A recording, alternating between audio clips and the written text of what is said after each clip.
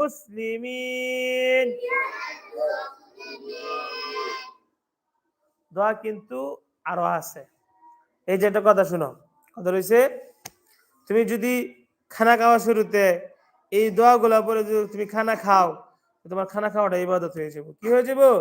ইবাদত হয়ে যাব।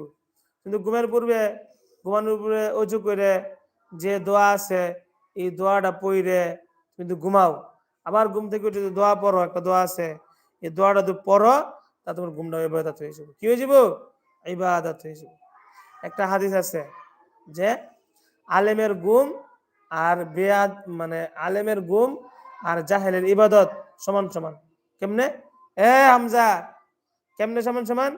যে আলেম, একজন আলেম মানুষ যে জানে যে মাসুদ পড়ছে, আলেম হইছে, ভালো হইছে, হ্যাঁ জানে কেমনে ঘুমাইলে আবাদত হয়।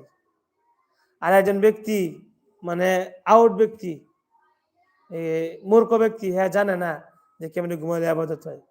হ্যাঁ যদি সারা রাত নামাজ পড়ে, নামাজ পড়ার কারণে যে সব হইব, তুমি শুধু দোয়া গুলা অজু করে দোয়া গুলা নিয়ম কানুন গুলা মান্য ঘুমাইবা, তোমার সেই সব হইব। এবারে নামাজ পড়ে কষ্ট করে সব কামাইছে, আর তুমি শুধু অজু করে যে নিয়ম আছে